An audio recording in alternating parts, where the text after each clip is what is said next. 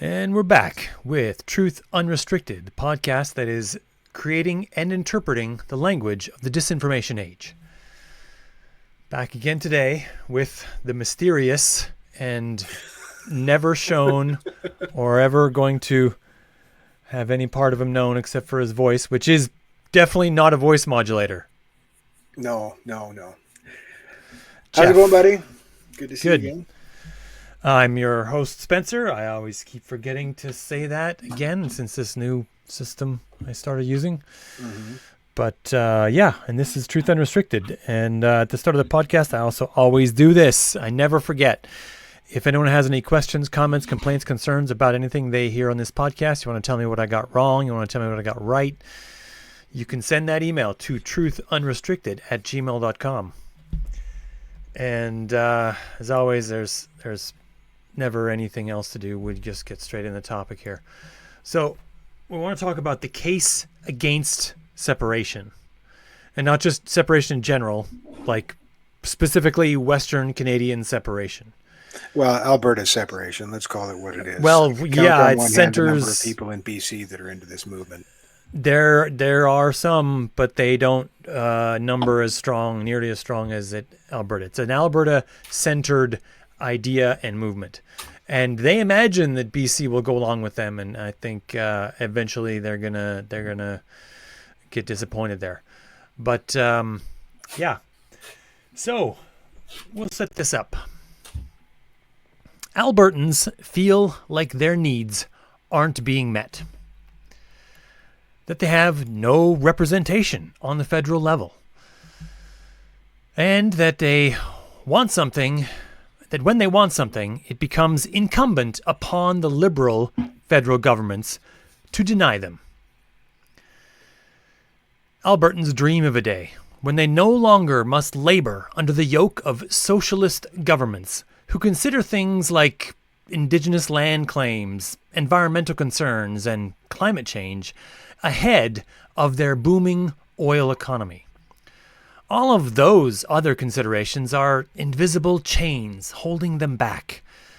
It's not unlike the way a lot of individual workers think of those pesky safety rules that just make the day take longer. True story. They are illusory ties that only hold back the Alberta economy, and also only if Albertans believe in them.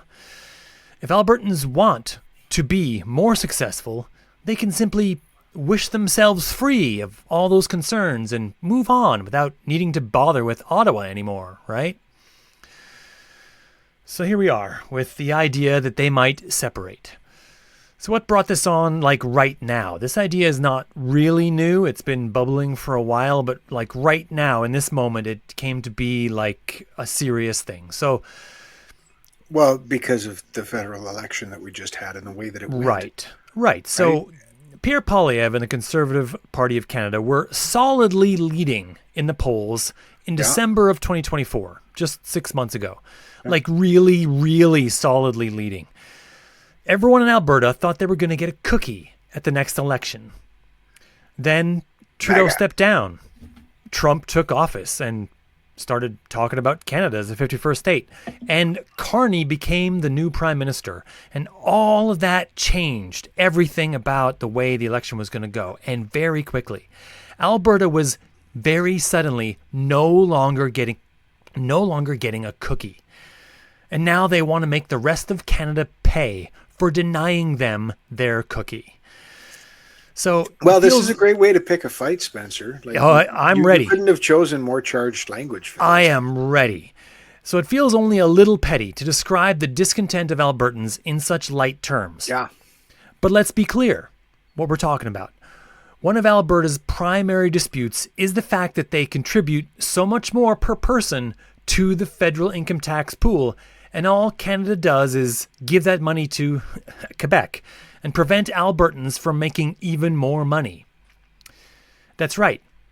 This incredibly profitable business I'm engaged in isn't quite as profitable or lucrative as maybe it could be. How dare they prevent us from making the full pile of money? Now I want to separate. But Albertans who throw out separatist rhetoric need to answer a couple questions. Like, how is this different than selling out your country for money? I believe there's a biblical tale that includes 30 silver coins that might get referenced at some point in this process. Are separatists ready for that? So in this episode, we're going to go through some questions and some argument tactics that might be used when the need arises to discuss separatism. Unfortunately, this isn't going away anytime soon. If you're a Canadian in Western Canada, you will find yourself in discussion at some point with a coworker, an old friend from high school on Facebook, or a family member at the Thanksgiving dinner table who begins to speak more boldly about ideas that last year they may have been less eager to discuss. Many people will diplomatically change the topic or make a joke and move on. But as I said, this won't go away as easily as it has in previous discussions. So, here we are, making the case against Western Canadian separatism. So, first, any additional comments on the intro here, Jeff? Well, like I said, pretty charged language, bud. Oh, I'm ready. I've already issued a call on Facebook for anyone who is a Western Canadian separatist and feels strongly enough to come on the podcast, and I will put them on, and they'll go on YouTube and they can make their case. But they're making it against me. And so far, either no one's listening or everyone knows what it's like to argue with me already. So we'll see. Most working class Albertans wouldn't consider, their livelihood or the bread that feeds their family to be a cookie. Like, yes, I agree the oil business is terribly profitable, right? And how dare they prevent us from making even more money? But you need to understand and appreciate that the big buckets of money are not being made by your average working class Albertans. Well, yeah, that's also a thing they need to think about, is that most of this benefits companies, not individuals. Well, and they see big bites taken out of their paycheck in tax and the whole transfer payment issue and everything else, and they blame government for the reason why their share of the pie isn't larger, when they should be blaming the speculative oil industry that is taking the primary resource out of their province and not paying them enough for it. Well, that's down to the fee structure, the royalty structure for those. Right? They Alberta governments keep reducing royalties to please the companies to keep them. I think they're giving it away right now. What's the price of oil at right now? I don't know. It dipped fairly recently. There's been I haven't tracked the price. I know that OPEC is jittering about some stuff, and of course, as in many things that happen, the global price is determined by OPEC, and many of the individual members of OPEC don't follow the agreements from the meetings that they agree to. They'll produce more than they need, and then it'll come out later that they produced more than they agreed upon, and and it's a whole thing. But it's slightly lower than it was recently. That's what I've heard, but it's not low. It's definitely not low. But the overall volume is also generally rising all the time. It's not dipping. There's been a few moments where it dipped, like at COVID, but overall it's as high as it's ever been, generally speaking. So. Yeah, but the thrust of my argument is oil is a boom and bust, sine wave of an industry. Yeah. That commodity is terribly difficult to pin down. It waxes and wanes in value constantly. And when it's down, which happens fairly frequently on relatively predictable cycles, the people of Alberta get next to nothing for the product that's being extracted from their province. And that's not the federal that's not the federal government's fault for overtaxing them. No. That is not the fault of Mark Carney. That is not the fault of Quebec. That is the fault of the province of Alberta for making a bad deal with oil companies. Yeah. True.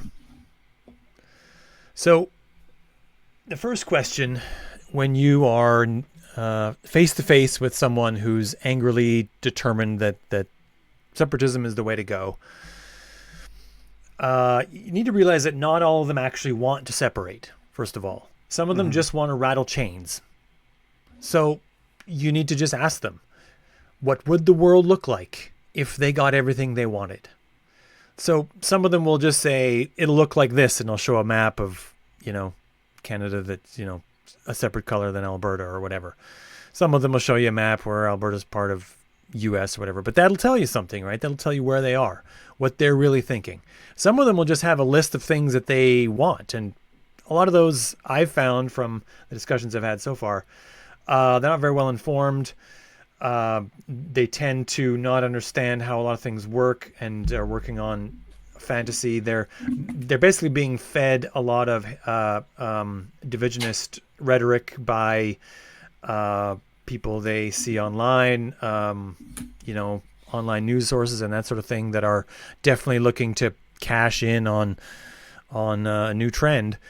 And so, you'll get all kinds of things here. Like one of the more interesting ones, although still out there, was that someone I knew said that they wanted to renegotiate Confederation, as though that, because they thought that there's, and I guarantee this person hasn't read the documents of Confederation, because they felt somewhere in there's something that's not fair. Ontario always seems to be the deciding factor in the election. But that's because Ontario has 39% of the population. Well, this is like Alberta's gripe over lack of representation is really just a provincially scaled gripe of the rural Canadian attitude towards representation. Coast to coast, rural Canadians, people who live in smaller towns and out in the sticks, are generally more conservative, generally vote conservative, and generally feel underrepresented because they live in sparsely populated ridings. There are huge land masses that are served by the same headcount of representatives as much smaller, more densely packed urban areas, and they feel that urban liberal-leaning urban voters unfairly control government. Well, yeah, because there's more of them. It's supposed to be about rule for the majority. So if we have more people living in cities, those people will be making more decisions towards the greater good. Yeah. And we see a lot of these sort of meme maps of people who show the amount of conservative and liberal ridings on a map, and it's all, I love that. In this case, of course, huge swaths of blue, great tracts of land. Direct contrast, I think we said in a previous podcast, to the U.S. In the U.S., of course, blue is liberal and red is conservative. In Canada, it's the exact opposite. Red is liberal and blue is conservative, and it's just all red across the map. And, of course, almost all of Ontario even is red because the greater Ontario, the greater Toronto area itself has something like almost half of the, population of Ontario, the province. It's just like, right. And like the province of BC that was almost split half and half, but it's entirely red on the map because all the blue ridings are in Vancouver. Yeah. And in other city centers like Kelowna and Victoria that are, the riding itself is very, very small in the rest of the area, but acres don't vote. Hectares don't vote. It's people that vote. So we have ridings. This is pointed out. I listened to a podcast called The Numbers with these two Canadians who go through different polls and that sort of thing. And they point out that there's several ridings throughout the prairies that are larger than multiple countries, European countries. Like we have ridings, individual ridings that only have like 100,000 people or maybe less, that are like larger than the nation of Germany. Mm-hmm. That's just, just how it is. And some of those ridings don't even have year-round roads that lead to each town. Some of them have winter access roads only that are ice roads only. And in the in-between season, when it's too wet and not cold enough to freeze, they have airplane access only.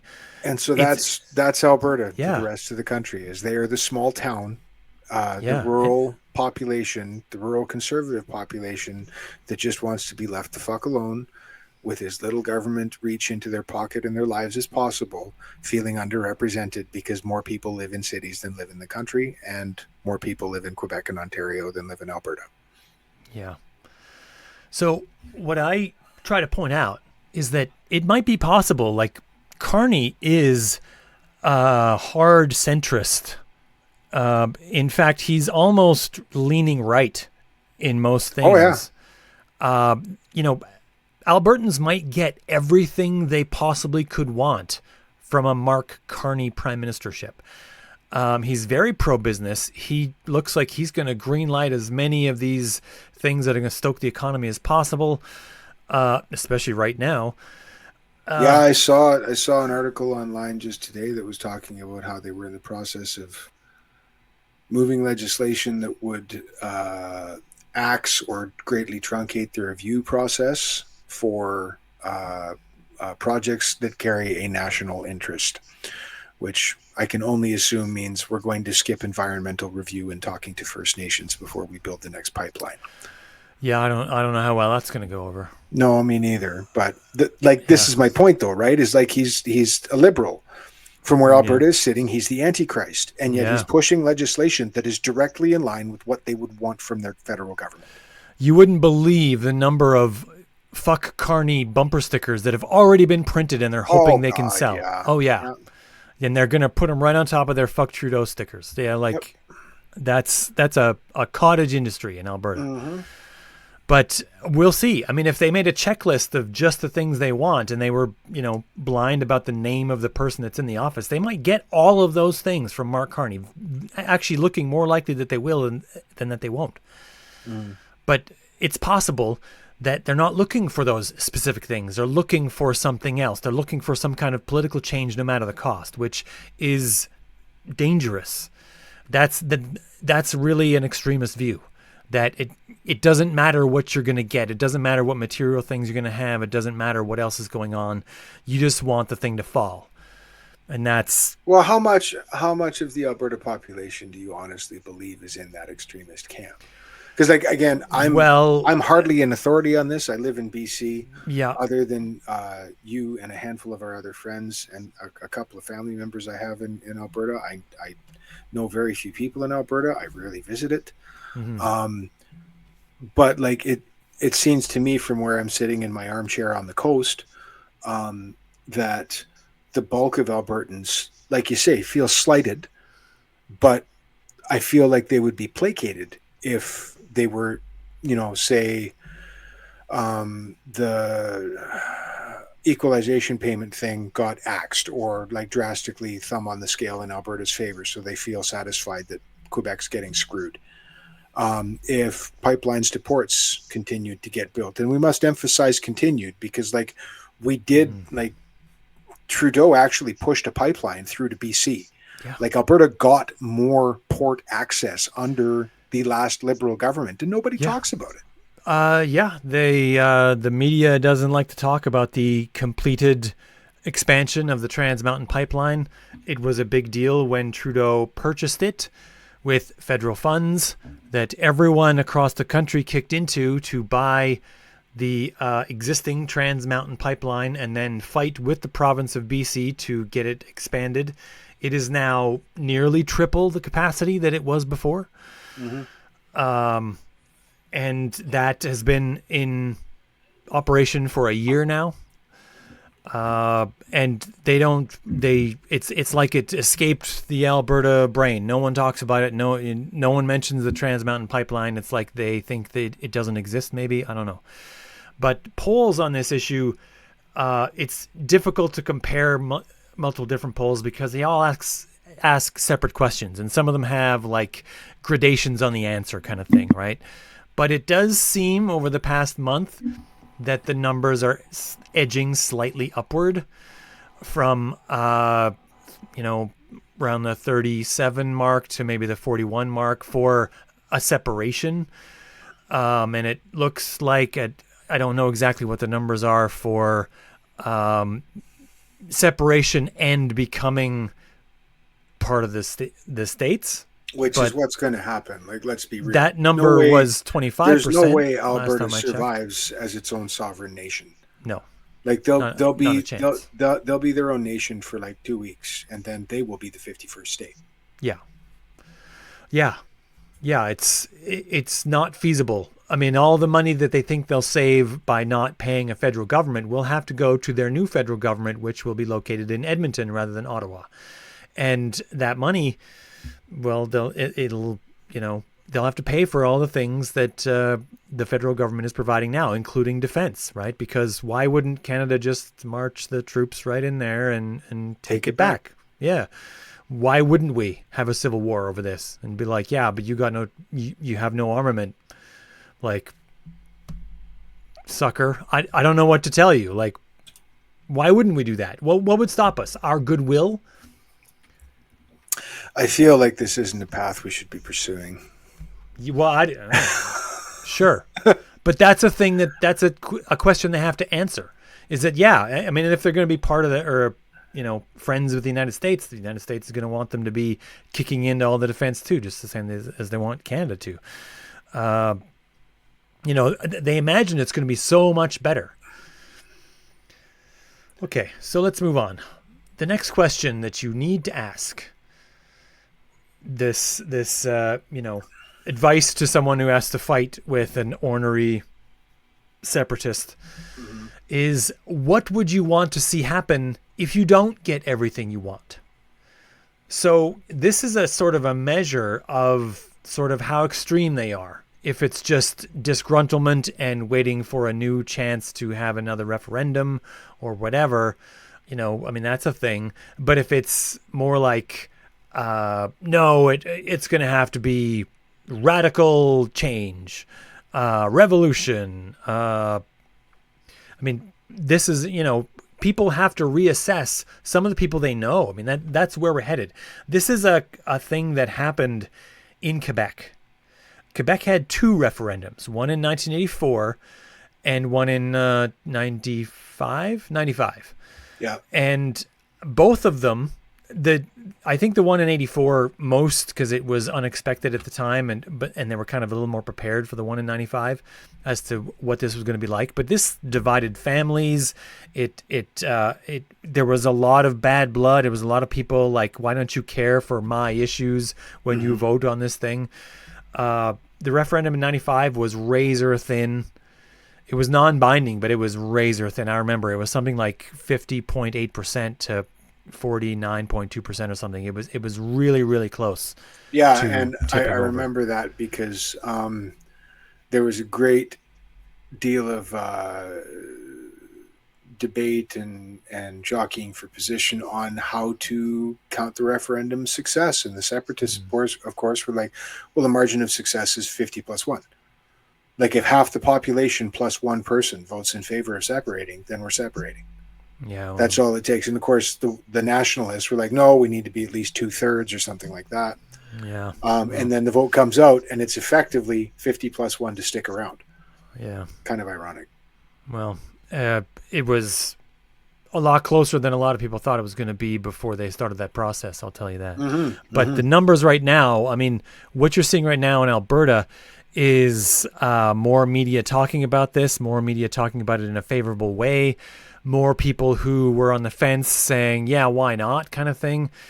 And I'll tell you that it would be hard to find many people who actually have oil field jobs who will say that they are staying in Canada if it goes that way. Like, that's, in my experience, being in line trucks for hours at a time where people start saying all kinds of crazy stuff. Generally, the mood was, when that conversation came up, was it would be better to be with the U.S. And like I say, not just separating, but being actually within the boundary of the U.S. Which is, from where I'm sitting, just a terrifyingly ignorant position. Oh, yeah, 100%. I always try to find common ground with my opponent. You want to empathize with them, or at least try and understand their position.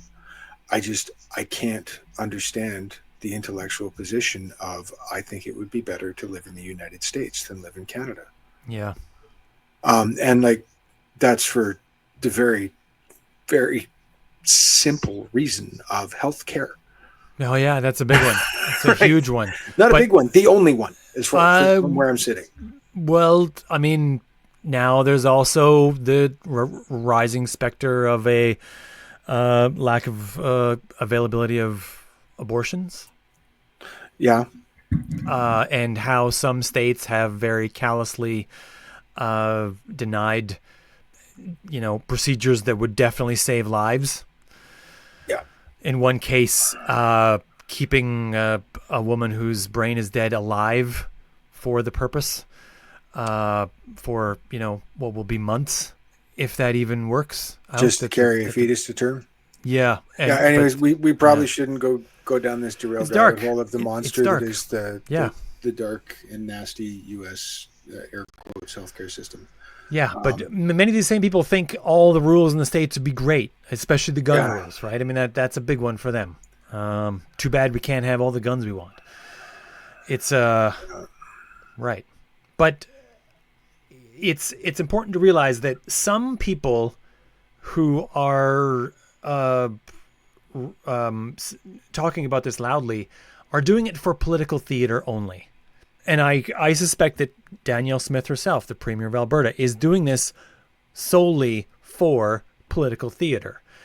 And she might build a golem that turns on her. It's difficult to say.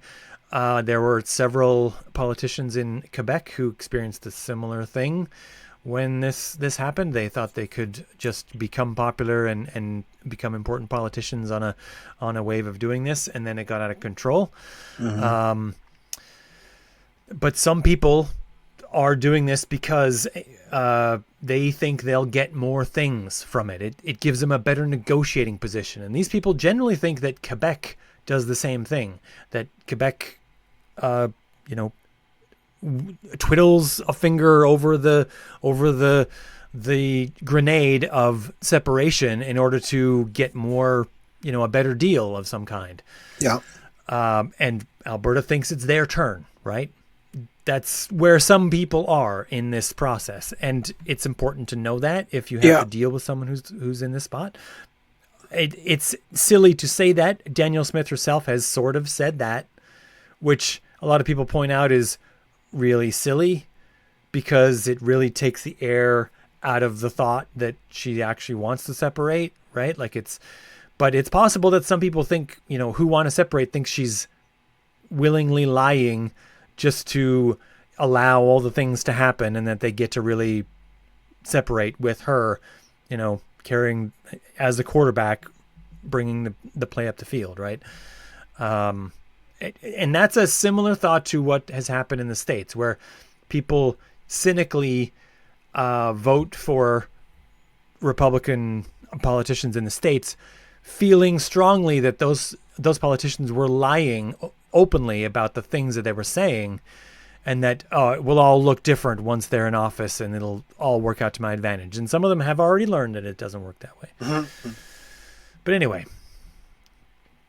the next question that we need to get to is, why do you think you'll get any of the things you claim you want by separating? How will separation give Alberta any additional leverage to achieve any of its supposed goals, its stated goals? That's an important question. We kind of touched on this earlier, but it's at the point now, right? They say they're going to want port access in the east to sell these precious resources to Europe. And Right. And there was a pipeline proposed that was going to go through Quebec, and Quebec said no. Okay. But if you separate, you still won't get that. Yeah. Right? Yeah, they've got even less reason to give that. Yeah. There was a pipeline proposed through northern BC. The Northern Gateway Pipeline. It was going to be for gas, but it was going to go to an LNG plant. And there was this big plan, but it failed for two reasons. First is that the company that was proposing it said that they didn't see a business case. But also, they weren't doing any negotiation at all with any of the Aboriginal groups that the pipeline definitely had to move through the lands of. And they weren't doing any of that work. So it's like they were dangling the possibility and then saving money by not doing any of the work, knowing that it was never going to happen. Well, I think they were hoping that the Canadian federal government would just sort of step in and steamroll the deals for them. And of course, no, that's not how the Canadian federal government deals with First Nations. Yeah, not anymore. So, They used to, not anymore. Someday, maybe we'll go through a list of things that happened that the Indigenous groups didn't want to have happen, but not today. That's too long a list. Yeah. I don't have it in front of me. But yeah, they're not, this idea of separation is not going to get them what they want.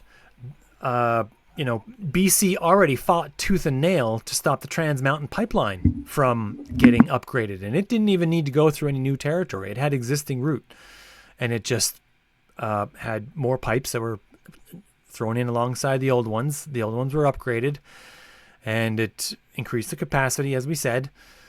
The Albertans conveniently forgot that it's there, and because they definitely don't want to thank Trudeau for anything.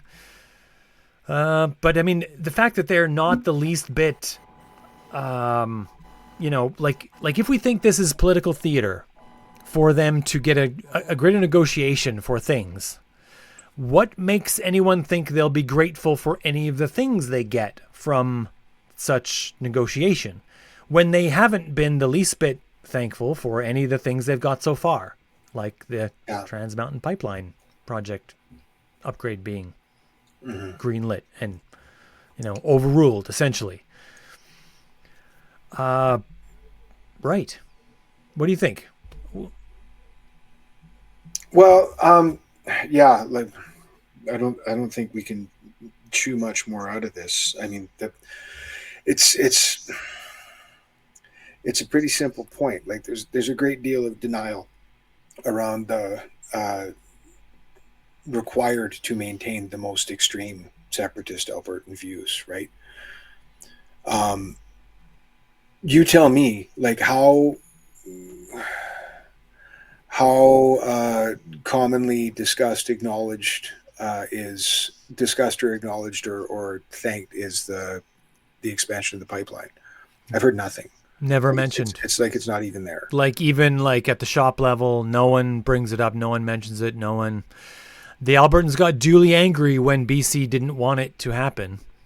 Yeah. But said pretty much nothing when Trudeau bought it. They kind of thought it was some kind of weird ploy or something to do, screw them over once again, and then never heard of it again. The news outlets in Alberta never mention it. They never mentioned that it was completed. If they did mention it, it was buried in a newspaper somewhere, and no one reads that page, right? They want extra pipeline capacity so bad, you'd think this would make the front page of the newspaper for quite a long time. Every time there was a new part that was completed, but no, not at all. Not even a little. No, dropped off the map completely. It's like they don't even know that it's there. Like I said. So, it begs an excellent point is like, what would be enough? Ever? Yeah. Would there ever be a point where there's enough? Ever? Like, I think the first question that you brought up out of this whole long list of questions is the most important one to drill down to the heart of where an Albertan stands on the separation spectrum is what would you want to see happen if you could get, what would the world look like if you got everything you wanted? Yeah. Like, what do you want out of the federal government? Yeah. What do you as an Albertan, what does the province of Alberta want to feel valued as a member of Canada and interested in sticking around? Because if it's this vague, esoteric chip on our provincial shoulder, like you can't put a salve on that. You can never placate that. That's a slight. You can never fix a slight. Yeah. They want the ability to choose the prime minister. Yeah. That's the thing they're not saying that they would agree with if it was said to them. Mm-hmm. They want the ability to choose the prime minister. Yeah. I mean, I don't know what to tell you. Keep growing your industries, I guess. Create more jobs. Bring more people into your province. I mean, there have been a large number of people from a lot of places in Canada that moved to Alberta. It has grown in population fairly quickly compared to some other places in Canada, and but it hasn't grown fast enough to overtake the larger provinces. It just hasn't. Another 50 years, maybe it will. Maybe, I don't know. But I don't know. So we're going to move to the next question because it's one of my favorites. I've noticed that there is a strong overlap between the people who want to separate and make noises about cheering for separation and the people who make cheering noises when Trump does something, particularly when Trump does something that would upset Trudeau or Mark Carney. If he owns the libs. Right. When he does something that they think is against the liberal prime minister, they cheer. Mm-hmm. And I ask them, and there's several people on Facebook that I have just done this to, why are you cheering for Trump? Like, this is a strange situation where you are part of a country and maybe you didn't vote for this prime minister, but he's your prime minister. And this prime minister hasn't done anything yet that's, totally screwed you over. He might yet, who knows? But he also might give you everything you want, as we said earlier. But he's also your duly elected prime minister of your sovereign nation. Yeah. And Trump is the psychotic leader of an imperialist nation. This would be like a Ukrainian cheering for fucking Putin. Yeah, really. For real. Because he's said many times that he wants Canada to be the 51st state. This used to be just a joke that we'd hear from every once in a while, from people who had no idea, would barely be able to point out Canada on a map. But we'll point out, well, since we have this border here, why don't you just get rid of this thing and be the 51st state? Haha, good joke. Moving on. But why would you cheer for that? Like, and that's people might not like having to ask that question, but that's a good question to ask. Why do you cheer for Trump, especially when Trump is saying things in the context that's working against your interests? Like we had a situation where he was putting on tariffs on Canada and Canadians were cheering for them. Like, why are you cheering for Trump in that situation? Like, he's working to reduce the ability to sell products that will negatively affect our economy. Yeah, if you're not building houses, chances are your industry sells to U.S. markets, so tariffs will screw you over. Yeah. Right? Like, why would you cheer for Trump in that situation? That's a very strange condition under which anyone in Canada should cheer for Trump. But but that's also, I think, sort of a symptom of our, at the risk of sounding totally unintentionally intellectual, our Western cultural hegemony. Like, Canada and the United States, our media, our entertainment, our popular culture, like it all blends together, right? Like, Canadians do have a separate and distinct identity, but there is a great deal of bleed of American culture north of the border because their media dominates our airwaves. Yeah. Right? Yeah, it's the reason why we have content laws. Yeah. Yeah. So I think that a lot of people who fall into the like hard right political camp don't really see borders. They look for any champion they can find who's a righty. Yeah. Right? Which is scary. Which is really scary. Yeah. Yeah, they see it as an ideological thing rather than a hometown thing. Yeah, exactly. Yeah.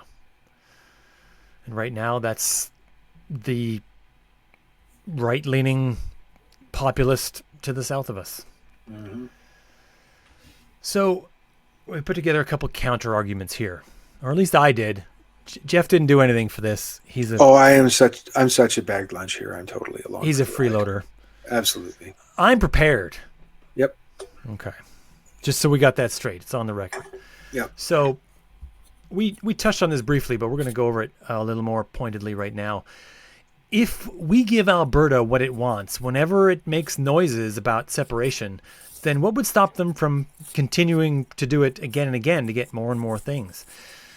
If we're to believe that Albertans have a list of grievances, and if we placate those grievances, they'll be satisfied. What's going to make us think that they'll appreciate it?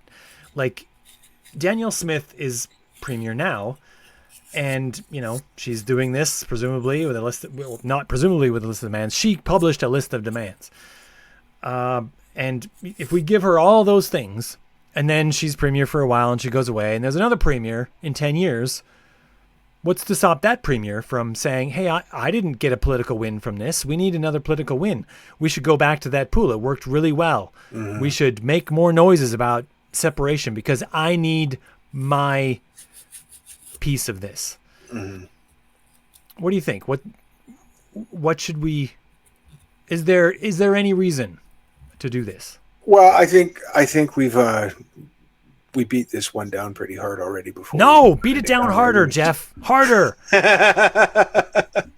Rub their nose in it. Like I said, it depends on who you're dealing with, because I'm hopeful that there is the majority of this separatist movement in Alberta would be placated by another pipeline. Like I think an Eastern Pipeline's coming, honestly.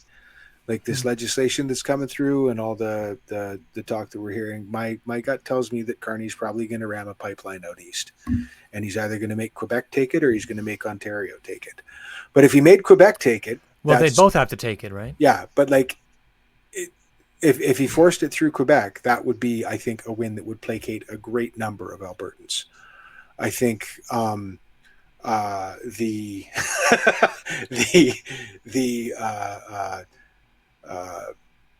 purely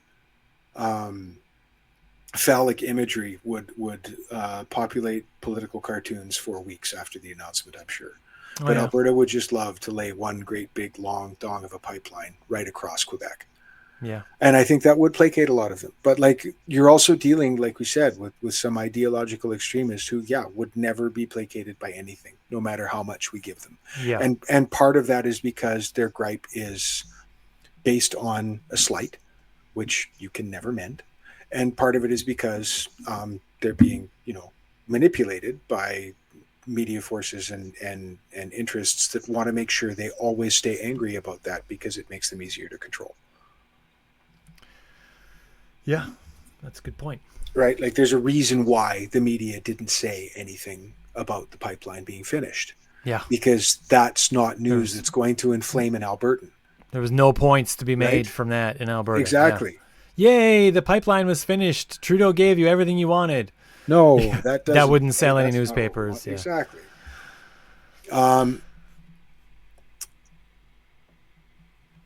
So I think Carney's going to take an honest swing at trying to placate Alberta, but I don't know how successful it's going to be, because a great deal of this movement is basically, objectively, the behavior of a spoiled child that's just going to keep throwing tantrums every time it doesn't get what it wants. Yeah. Yeah, that makes sense. So that's how how many people think it's a good idea to keep giving their child a cookie every time it screams. So, next. Some separatist rhetoric claims that BC will be somehow forced to separate with Alberta, because with Alberta gone, BC will have its trade with the rest of Canada completely cut off, right? Number one, wrong. We have several routes around you, but number two, we also sit on a coast. Access to trade is not a concern for the province of British Columbia. No, no. I mean, there is a little bit of a point here because all those railroads that go from BC to Ontario, they go right through Alberta. To try to Yep. divert those north through all that muskeg would be adding days to the trip and years to the development, and it would take us like 5 years to get around that. I mean, the grand scope of a nation, 5 years isn't all that much, but I mean, it would be an inconvenience. The other route is south through uh, um, through the U.S., right? Which right now is not a great route. Mhm. I don't know. It would be inconvenient. It would be very inconvenient. But what they're saying here is, what they're really saying here is that this would screw over BC, and that they're okay doing that to totally screw over BC and the rest of Canada. Like, that's what they're really saying. And like, how much of just a dick move is that? Like, how happy should they be for that? And why should BC and the people in it look at that and say, that's who I want to be in a new nation with, Well, yeah, separating from exactly. Canada. Like Like, it's a tremendously ignorant position to take, right? yeah, Like, to simultaneously engage in Schadenfreude joy over screwing over another province by cutting them off from trade and forcing them into a position where they have to join you. Like, what? Like, are you Donald fucking Trump? Like, are you like interested in uh, the fantasy of a neighboring province coming to you begging on hands and knees to join your nation? Back the fuck off, man. We're part of Canada. yeah. Like, I don't understand. I personally have trouble believing that anybody holds that standpoint truly, Anybody holds the standpoint that they're happy that it would screw over BC, or and then simultaneously believe that BC would willingly enter into nationhood with Alberta after Alberta put us in the position by separating from Canada. well, Fuck BC, but also BC would come and join us. No, no. I think there are people who think this way. I think this is they see it as a thumbscrew ultimatum, and that BC will see sense.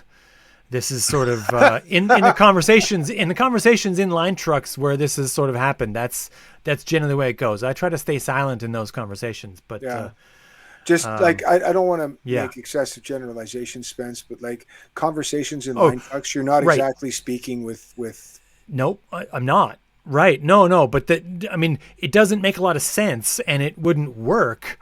But most of this plan wouldn't work, and a lot of them are enthusiastic about it anyway. Yeah, true. Like, this is, I mean, we're trying to back a crazy person away from a ledge when we try to convince people not to do this. That's the point. Yeah. So the next counter argument, with which I have not prepared Jeff because I didn't think of it early enough, but it's an argument that was used a lot when Quebec was talking about separating. So of course it works here just as well, which is that if Canada is divisible in this way, then so is Alberta. What makes anyone think that a deal couldn't be made with just the southern part of Alberta to stay with Canada, and just, if you're really going to landlock Alberta, taking away the southern part that no longer, in a lot of cases, hardly has any oil and gas The development city anymore state at all. of Grand Prairie. Yeah. Grand Prairie from Grand Prairie to Edmonton to Lloydminster and up as one province, and as far south as Red Deer, and then left-leaning Calgary, along with there's a definitely case to be made there. A lot of that territory right now is strongly conservative, but a very large portion of the abandoned wells are in that southern part of Alberta. The wells that the people who are meant to be looking after this oil field business have sort of let shirk for several decades, and now almost there was at one time over 100,000 wells that were not abandoned properly or at all. A lot of that problem is in southern Alberta. It's it's a place that's just, been sort of neglected. And to a lot of the farmers in southern Alberta, it's just a bunch of wellheads and fields that they still have to mow around, and they're no longer getting paid to have it there, and they're just kind of pissed about it. And also, I mean, if this is about separating the area that's making the money, in quotes, from the area that's just sucking all the money away, then the same case could be made about northern Alberta versus southern Alberta. I mean, why are you going to support, College Town in Lethbridge, right? All those arts students there. What do we need arts college for? Like, arts doesn't do anything. It's not going to help the oil field. Like, what's that even for? That's just extra money that's not needed, that we could save to do other things with. That's just extra tax dollars that don't need to be spent. Like, why does the University of Calgary have all those arts courses? For the same reason. Like, we don't need that. That can go away. Why does any of that stuff that we help to, why does all that agriculture get all those tax breaks? They're just a bunch of freeloaders who aren't paying enough tax in that case, right? Like that, Alberta has a lot of tax breaks for people who work in agriculture for a very good reason, because we want them to keep making food. It's a shit job. Like, they need something to keep them in this business that feeds everyone. But I mean, if you're really going to separate it into the haves and have-nots, there's a case to be made that,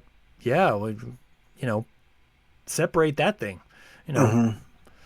They have two separate issues going on there. Why wouldn't we want to divide it up and carve our own piece of the newly made state of Alberta and carve it up and have a piece come back?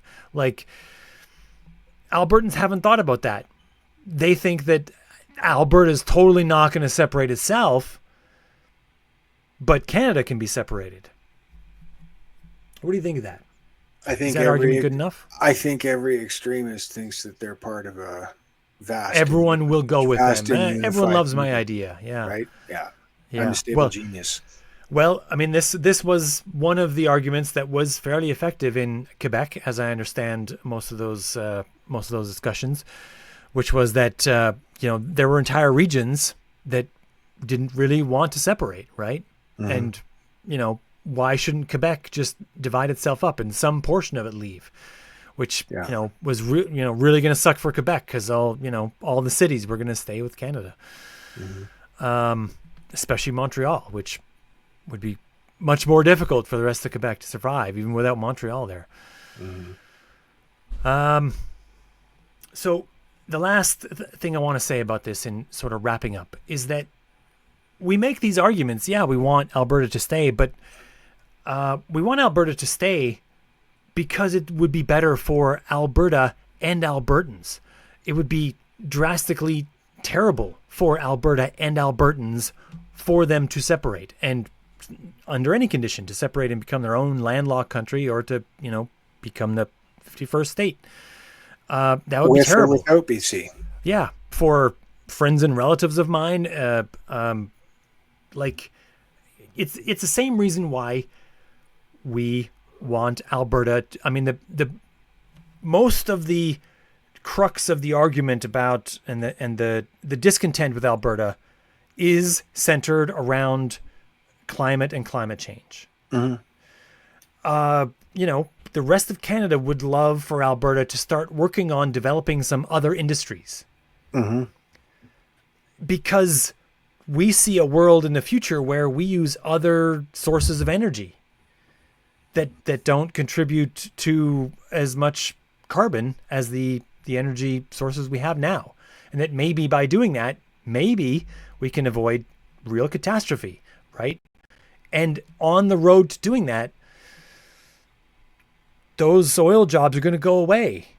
Like if the rest of the world, like India and China and then eventually many other nations moved away from needing oil and coal and all these other things, those jobs in Alberta, like the pipeline to the West Coast, would also be totally useless. Yeah. Right? Like it would be gone. Right? Like the only reason to think that that oil has a future is because the U.S. hasn't gotten on board with a climate change agenda to really solve this thing. But if the biggest market, along with the other ones that are becoming very, very big, if it changed and said, okay, we're really going to do this now, we're going to stop using all these products that put more carbon in the air, then Alberta would really be screwed, right? Like, they should use their money that they have now from all this oil money to work on other things that they could do to still have an economy and jobs when we get to a point where we the demand for oil is going to go down if we are going to be successful with climate change. Yeah, they're really going to be missing the equalization payments if they separate, and then they're going to need those equalization payments at that point. 100%. Yeah. And I just remembered another counter argument that we have to wedge in here at the end, which is that not the only factor for Quebec, but a factor for Quebec that was notable was that all the talk about separation really affected the amount of investment in a lot of the businesses and things that happened there, which negatively affected their economy, right? It wasn't the only thing that has negatively affected their economy, but it is a factor in something. And when you want your economy to go with all the positive factors, and as few negative as possible, that's one more negative on the list that's notable enough that you could measure the input. I don't know exactly what economists go through this stuff and mention them in articles, but they don't have it's hard to say that the Quebec economy would be 20% better if this didn't happen. It's hard to say that exactly, but they generally say, no, this definitely influenced decisions about investments in, businesses in Quebec, because international businesses especially didn't know what the status of the situation would be. They didn't know which set of rules they would have. Would they be Canadian rules? Would they be a whole new set of rules that were just for Quebec, right? What kind of export rules would there be? All that uncertainty led to fewer investment dollars in Quebec, and not just international businesses, but like even Canadian businesses were less likely to invest in Quebec.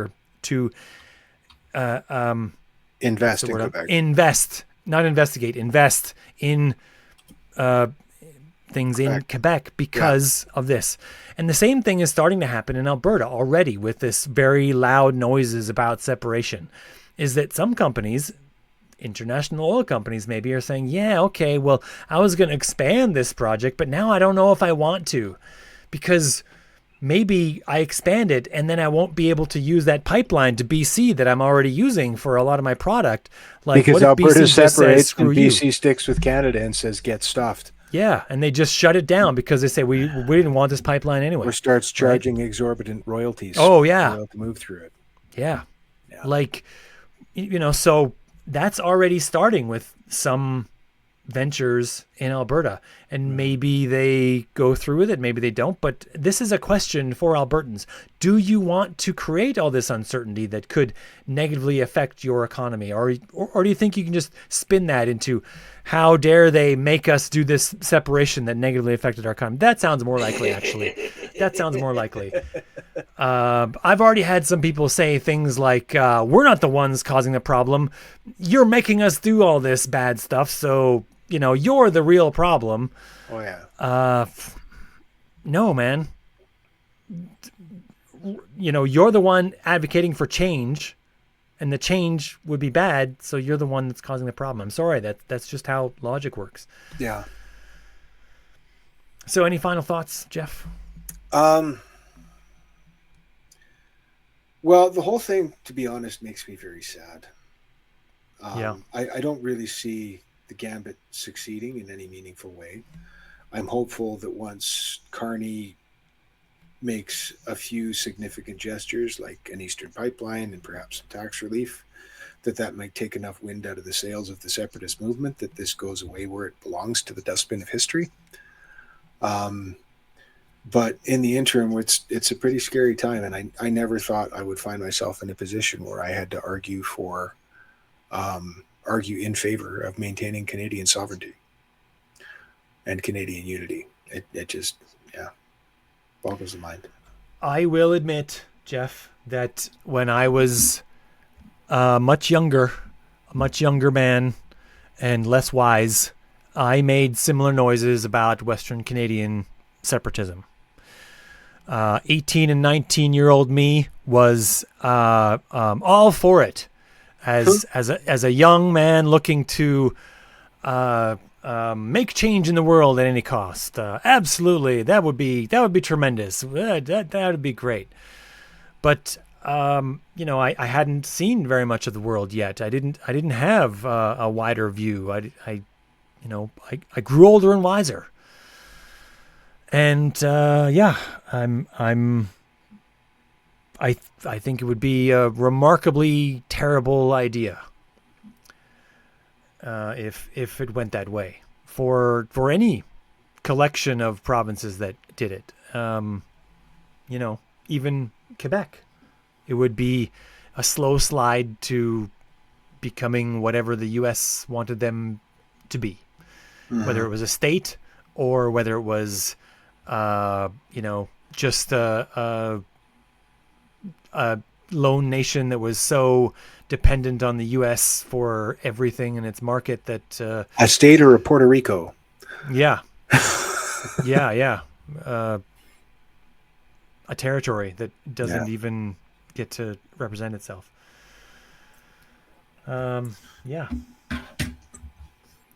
So with that, we're not going to have any more uncomfortable silences. We're gonna sign off right here, Jeff. Right here. It's done. All right, over. buddy. I don't want to hear any more of this separation crap because we solved it right here. No, I'm kidding. There's going to be more. I know it. That number is still creeping up in effectiveness. So until it starts creeping down and gets to a number that's manageable, this drum will have to be beat. Yep. Okay. So until next time. Till next time.